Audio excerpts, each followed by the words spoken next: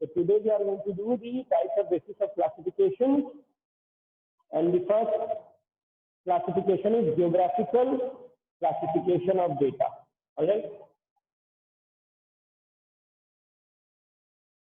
Now, what do you mean by geographical classification of data? आपने अगर properly news channel देखे होंगे या फिर कभी सर्वेज देखे होंगे, तो आपने देखा होगा कि जियोग्राफिकली डेटा को जब आप डिवाइड करके प्रेजेंट करते हो, लाइक अगर आप इंडिया को स्टेट वाइज डिवाइड करो, तो आपका जो अलग अलग स्टेट है, जैसे वेस्ट बंगाल हो गया, राजस्थान हो गया, महाराष्ट्र हो गया, तो ऑल द स्टेट्स के बेस पर जब आप एक डेटा प्रेजेंट करते हो कि इतना फूड ग्रेन यहाँ पे हुआ, इतना फूड ग्रेन यहाँ पे हुआ, सपोज हम सिर्फ फूड ग्रेन की अगर बात करें तो ठीक है कि इतना फूड ग्रेन यहाँ पे हो रहा है, इतना फूड ग्रेन यहाँ पे हो रहा है, ऑल दिस थिंग।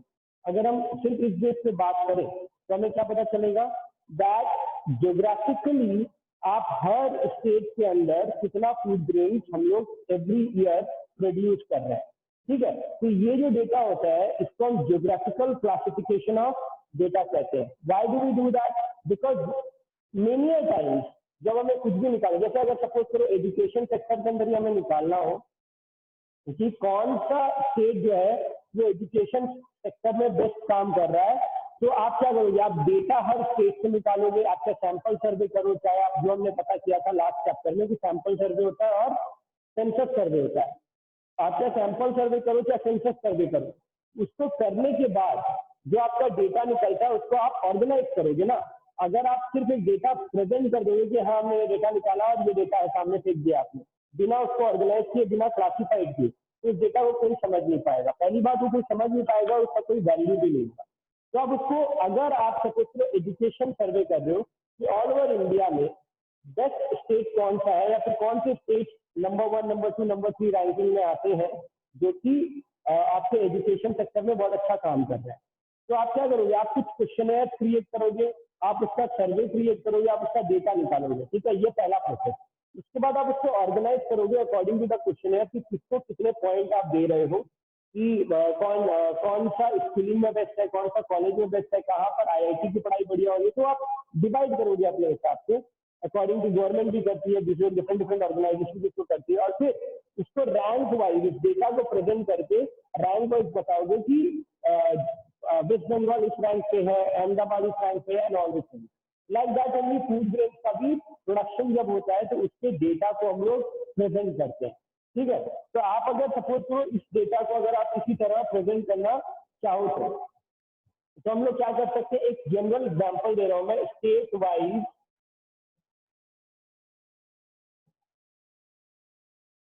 रिप्रेजेंटेशन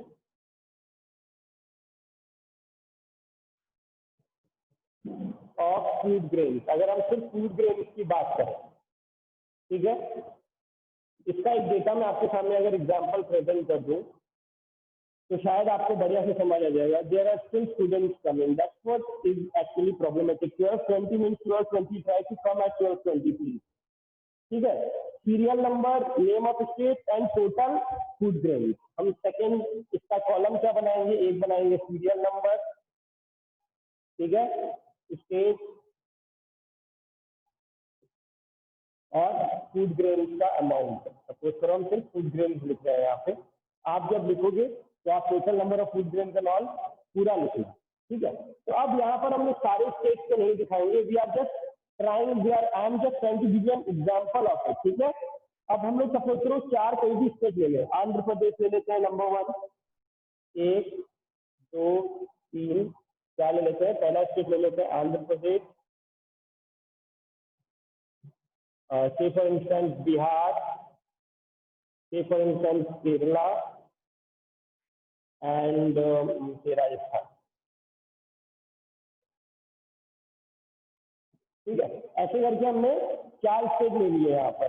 अब इसका मेट्रिक टन्स के अंदर हमने लिख दिया कि इतना इतना इन्होंने प्रोड्यूस किया total food grain in 1000 ton. यहाँ पर आप टोटल फूड ग्रेन लिख लो और यहाँ पे आप 1000 टन्स लिख लो इन ब्रैकेट कि आप कितने में। अब सपोज करो आंध्र प्रदेश का आ गया 9783.22 टन। ठीक है, बिहार का आ गया 12,000 242.44 टन। केरला का आ गया 7,277.11 टन और राजस्थान का आ गया 11,544.75। ठीक है, तो ये क्या हो गया, ये क्लासिफिकेशन हो गया, ज्योग्राफिकल क्लासिफिकेशन हो गया। स्टेट वाइज हम रिप्रेजेंटेशन दे रहे हैं।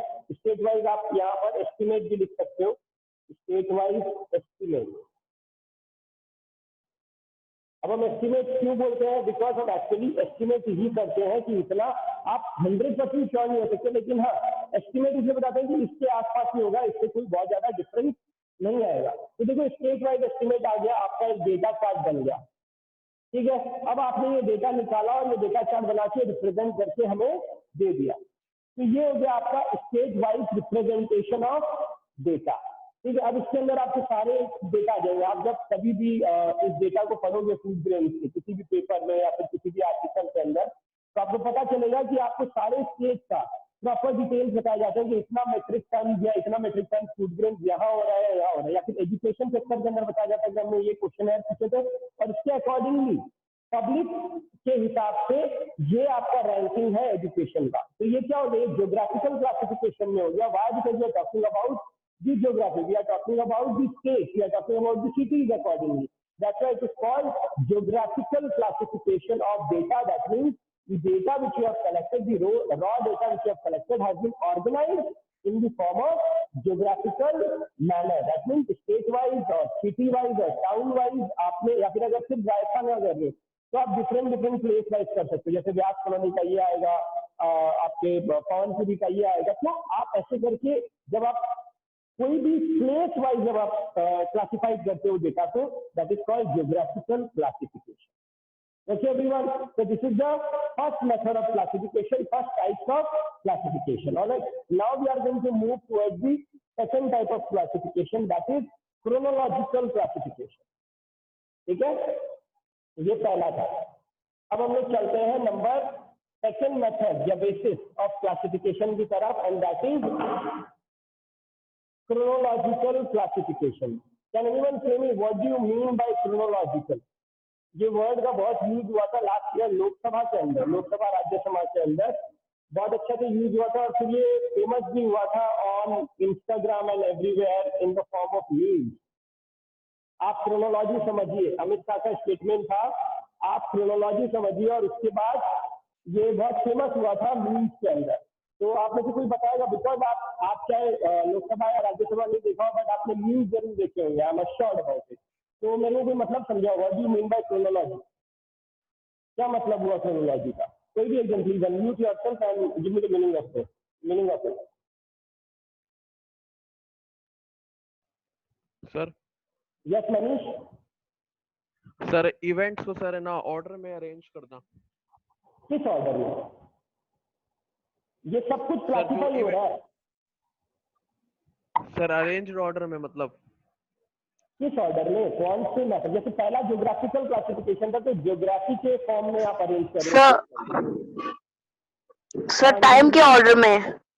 यस, तो टाइम, मनीष मुझे पता, आपका आंसर पता था, लेकिन वो वर्ड क्या है, टाइम के ऑर्डर में जब आप अरेंज करते हो तब आप इसे कहते हो क्रोनोलॉजिकल क्लासिफिकेशन। अब आपको शायद लास्ट ईयर याद आ रहा होगा जब ये स्टेटमेंट दिया गया था अमित शाह की तरफ से, और ये बहुत फेमस हुआ था, आप क्रोनोलॉजी समझिए, और उसके बाद सब अपना अपना मीम निकाल रहे थे क्रोनोलॉजी समझिए का, and there was super meme. मेरे पास है नहीं अभी, but yeah I enjoyed those memes at that point of time, and because of those memes chronology का मतलब 90% जनता को पता चल गया। That's why we say interesting method होना चाहिए कोई भी चीज। तो मीम्स एक इंटरेस्टिंग मेथड था क्रोनोलॉजी का मतलब समझाने के लिए। ठीक है, अब आपको जब क्रोनोलॉजिकल क्लासिफिकेशन का मतलब पता चल गया, क्रोनोलॉजी का मतलब पता चल गया, तो मतलब आपको ये भी पता चल गया कि इसके अंदर कैसे डेटा को क्लासिफाई किया जाता है। डेटा को कैसे क्लासिफाई किया जाता है? डेटा को क्लासिफाई किया जाता है टाइम बाउंड बेसिस पे। ठीक है, जैसे आप अगर इसके डेटा के बारे में बात करो, पॉपुलेशन ऑफ इंडिया के डेटा के बारे में, पॉपुलेशन ऑफ इंडिया, तो आप इसको किस फॉर्म में प्रेजेंट करोगे इस डेटा को?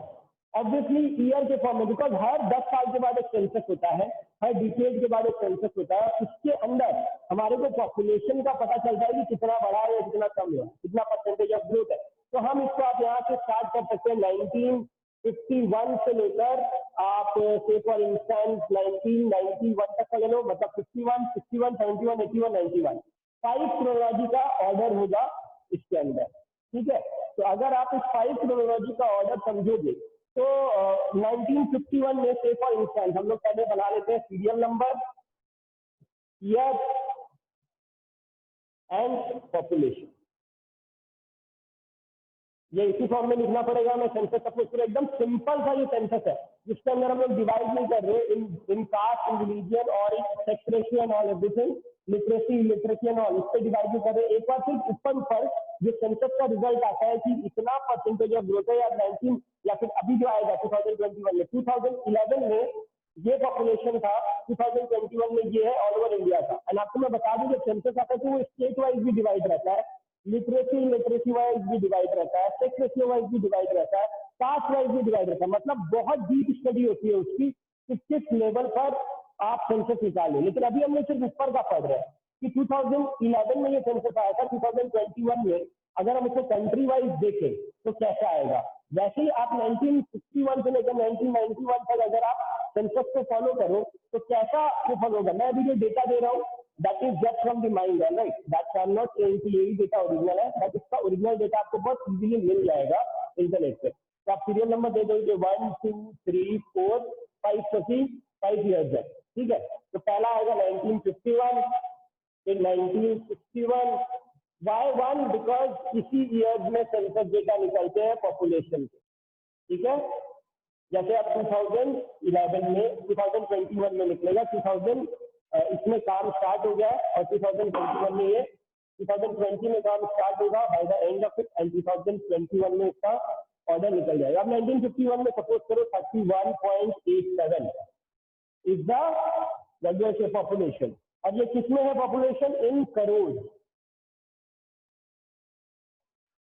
ठीक है, 31.87 है। उसके बाद आपका पॉपुलेशन जब 1967 में काउंट हुआ तो 38.97 होगा सपोज करो। ठीक है, 1961 में ये पॉपुलेशन हो गया। 1971 में जब पॉपुलेशन वापस काउंट हुआ तो 43.33 हो गया होगा इन करोड़। 1981 में वापस काउंट हुआ तो आ गया होगा अराउंड 50.25 करोड़। और जब 1991 में हुआ तो आपके आ गया होगा पॉपुलेशन अराउंड 55.22 करोड़। ठीक है, तो ये आपका ग्रोथ बताता है पॉपुलेशन इन करोड़ का। लेकिन ये किससे आपको रिजल्ट दे रहा है? ये रिजल्ट मिल रहा है आपको ऑन दी बेसिस ऑफ, मैं थोड़ा कैमरा शिफ्ट कर लेता हूँ ताकि आपको पूरा बोर्ड दिखाऊं। ठीक है, हाँ अब दिख रहा है। ऑन दी बेसिस ऑफ, ये आप पूरा किससे मान रहे हो? On the basis of chronology. Chronology का मतलब क्या हो गया? Time bound. क्रोनोलॉजी का मतलब क्या हो गया? टाइम बाउंड, कि किस कौन सी चीज पहले हुई और कौन सी चीज बाद में हुई, उसके बेस पर आप एक डेटा क्लासिफाई कर रहे हो या फिर जो रॉ डेटा आपने कलेक्ट किया उसको रिप्रेजेंट कर रहे हो। लाइक फॉर इंस्टेंस, अगर हम मान के चले कि मैं आपको कोई काम दे रहा हूँ और आपको उसका डेटा मेरे को प्रेजेंट करना है। अब आपको अगर ये पता नहीं है तो मैं आपको बता दूं, जनरली जितने भी सर्वेज होते हैं, जो बड़े सर्वेज होते हैं, वो ऐसे नहीं होते कि वो एक दिन में हो गए या 2 दिन में हो गए। जो बड़े सर्वेज होते हैं ना, वो लगातार 4 साल 5 साल 6 साल चल रहे होते हैं। ठीक है, और क्यों चल रहे होते हैं? क्योंकि अगर आपने टाइम बाउंड, अगर आपको क्रोनोलॉजी के बेस में निकालना है कि उस ईयर में क्या डिफरेंस था और इस ईयर में क्या डिफरेंस है, तो आपको उस ईयर के डेटा की तरफ भी जाना पड़ेगा। अब अगर आप यूथ के बारे में पता लगाना चाहते हैं कि यूथ में क्या डिफरेंस आ गया है, तो 2000 आप अभी का डेटा तो आप बना सकते हो, आप जाके इन्वेस्टिगेट कर सकते हो, लेकिन आप उस समय नहीं थे। आज से 11 साल पहले या 10 साल पहले, सपोज 2020 चल रहा है, 2010 में आपने डेटा अपने आप इन्वेस्टिगेट नहीं किया होगा, तो आप क्या करोगे? आप किसी ना किसी ने कोई डेटा बनाया होगा 2010 में, उस डेटा को निकालोगे और अपना जो इन्वेस्टिगेशन करना है उस डेटा को रीड करके उसके अनुसार अपना क्वेश्चनर फॉर्म करके अपना एक डेटा क्रिएट करोगे 2020 में, और फिर क्रोनोलॉजिकल ऑर्डर में प्रेजेंट कर दोगे डेटा को। 2010 में ये बात थी और 2020 में ये बात है, और अलग अलग टॉपिक्स में आप इसको बता दोगे। तो that will be in the form of chronological order. ठीक है, तो क्रोनोलॉजिकल फॉर्म में जब डेटा रिप्रेजेंट होता है तो हम उसको कहते हैं chronological classification, that means time के बेस पर आपका क्लासिफिकेशन हो रहा है। तो this was the second method of classification. Now let us move to the third method of classification and that is alphabetical classification. एक अल्फाबेटिकल भी है और आपके बुक के अंदर इस क्लासिफिकेशन के बारे में बात नहीं हुई है, लेकिन हम लोग एक अल्फाबेटिकल क्लासिफिकेशन के बारे में बात कर लेते हैं। बुक मतलब अगर आप बीके ओरी वाली किताब पढ़ रहे हो तो उसमें अल्फाबेटिकल ऑर्डर नहीं दिया हुआ, उसमें क्वालिटेटिव और क्वांटिटेटिव दिया हुआ है इसके बाद, ठीक है। लेकिन मुझे लगता है alphabetical classification is a good method of classification, क्योंकि बहुत सारे क्लासिफिकेशन इसी मेथड में होते हैं। जैसे अगर आपके मार्क्स आते हैं और हम लोग कोई एक्सेल शीट बनाते हैं उसका, तो हम लोग चाहते हैं कि वो अल्फाबेटिकल ऑर्डर में आए। Why? Because it becomes easier for us कि उस डेटा को हम लोग पढ़ सकते हैं। अब जैसे सपोज करो अगर मुझे मनीष के या राहुल के या अंजलि के या निज के किसी के भी मार्क्स जानने हैं या वाही के, तो मुझे अगर वो अल्फाबेटिकल ऑर्डर में अरेंज नहीं है तो मुझे बहुत दिक्कत आएगी मार्क्स देने में। लेकिन अगर अल्फाबेटिकल ऑर्डर में अरेंज है तो मैं क्या करूंगा, एन से नाम है तो एन तक चला जाऊंगा पहले, फिर खाली 4-5 नाम पढ़ने पड़े। बी से नाम है तो बी तक चला जाऊंगा पहले, फिर खाली 4-5 नाम पढ़ने पड़े।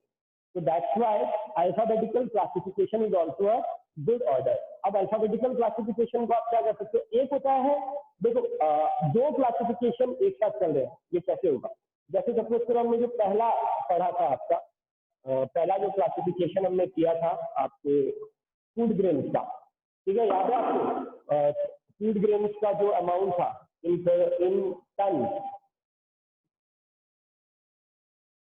टन्स में हमने बताया था, ठीक है।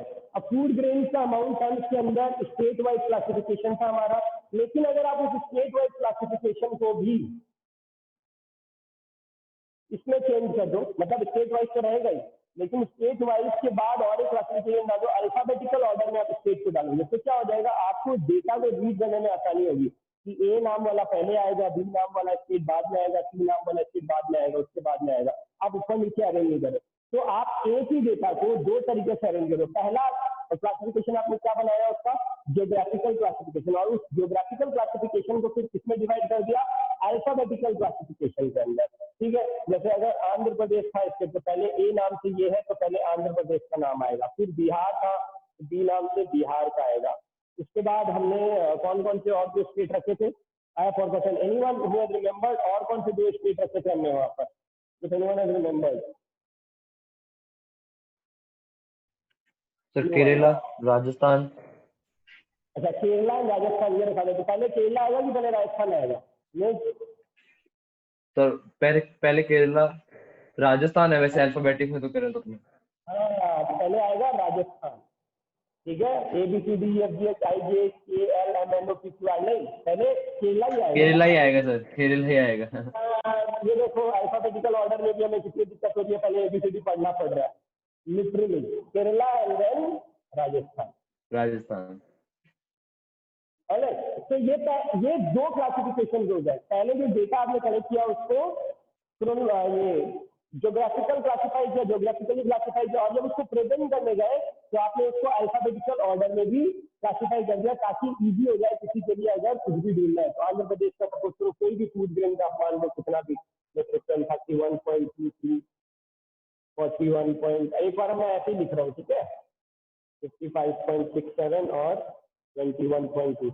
एक बार मैं ऐसे ही क्लासिफिकेशन ऑफ डेटा को प्रेजेंट करने के लिए समझाने के लिए लिख रहा हूँ। तो ये अल्फाबेटिकल क्लासिफिकेशन हो गया once you have done the geographical classification, क्योंकि आप जैसे ही स्टेट के नाम लिख रहे हो इसका मतलब ज्योग्राफिकल क्लासिफिकेशन तो है ही, उसके बाद आपने अल्फाबेटिकली उसको अरेंज कर दिया, that's why it is called alphabetical classification. Okay, now अब हम आगे बढ़ते हैं। नंबर 4 आ जाएगा क्वालिटेटिव क्लासिफिकेशन, ठीक है। टाइप्स ऑफ क्लासिफिकेशन में नंबर 4 है क्वालिटेटिव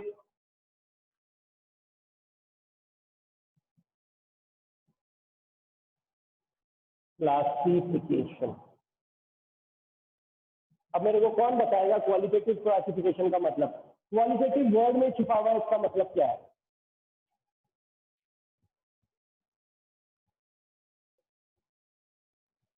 क्वालिटी।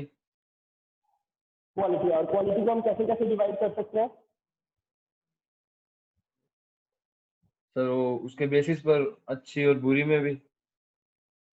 अच्छी है बुरी में ऐसा सपोज करो अगर हम लोग पॉपुलेशन को ही रीड कर रहे हैं, ठीक है, पॉपुलेशन का क्लासिफिकेशन कर रहे हैं हम लोग, तो पॉपुलेशन के क्लासिफिकेशन को हम कैसे क्वालिटेटिव क्लासिफिकेशन में डाल सकते हैं, ये कौन बताएगा? अब ये क्वालिटेटिव क्लासिफिकेशन है, ये दो पार्ट में डिवाइडेड है, ठीक है। एक हो गया सिंपल क्लासिफिकेशन और एक हो गया मैनीफोल्ड क्लासिफिकेशन। चलो अब इसका मतलब बताओ। anyone I will go for Palak. Unmute yourself and give me what do you mean by qualitative classification? एक बार आप पहले बता दो।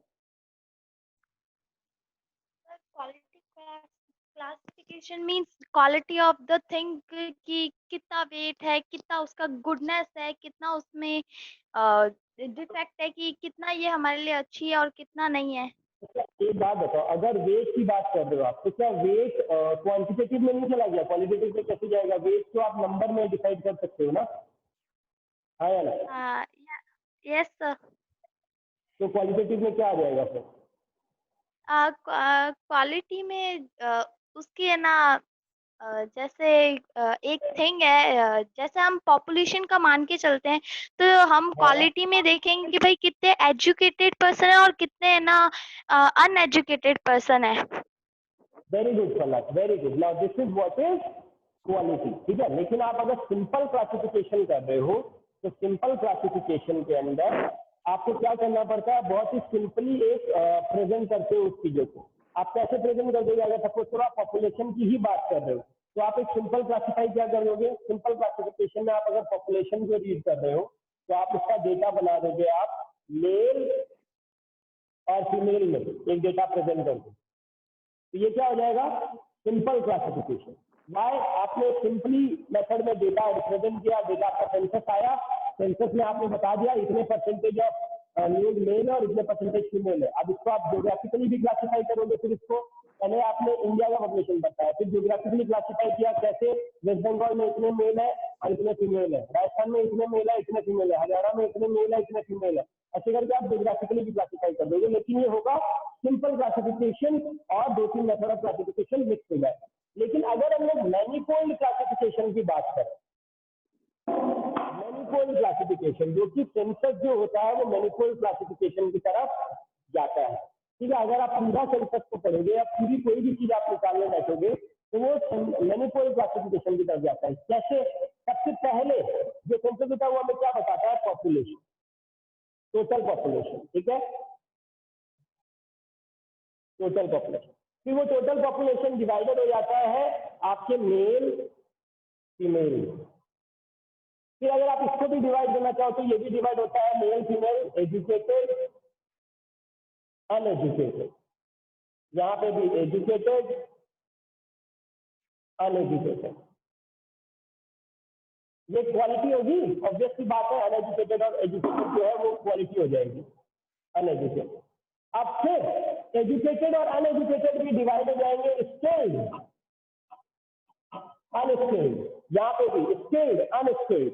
फिर वो स्किल्ड अनस्किल्ड भी डिवाइड हो जाएंगे जॉबलेस और विद जॉब, ठीक है, जो एम्प्लॉयड है और जो अनएम्प्लॉयड है। तो ऐसे करके ये क्लासिफिकेशन जब आप इसको करते जाते हो, ये जो एक्स्ट्रा अमाउंट ऑफ क्लासिफिकेशन है जो एक के बाद एक फ्री बनता जा रहा है, that is called manifold classification. Why manifold? Because इसके अंदर बहुत सारी चीजें जुड़ती जा रही है। अब देखो आप जो भी जोड़ रहे हो, male, educated, uneducated, skilled, unskilled, ये सब क्वालिटी है, क्वांटिटी नहीं है, क्वालिटेटिव बेस है। तो जब आप क्वालिटी बेस की बात कर रहे हो और उसको जब आप क्लासिफाई करते हो, एक होता है सिंपल फॉर्म, सिंपल फॉर्म में मेल फीमेल आ गया, खत्म बात, ठीक है। और उसके बाद जब आप उसके नीचे उतरते जाते हो तो वो हो जाता है मैनीफोल्ड क्लासिफिकेशन, जो कि सेंसस हमें रिप्रेजेंट करता है हर 10 साल के बाद। और आप भी अगर सपोज करो स्टूडेंट बेस पर, हम लोग इसको मान के चलेंगे, आप स्कूल बेस पर क्लासिफिकेशन कर रहे हो, आपने एक रॉ डेटा कलेक्ट किया और आपको कहा गया कि इसको ऑर्गेनाइज करो, और इसको ऑर्गेनाइज करो किस बेसिस में? मेरे को क्वालिटेटिव क्लासिफिकेशन चाहिए। अब दो तरीके के बंदे हैं, एक बहुत ही सिंपल क्लासिफिकेशन करके दे देंगे मुझे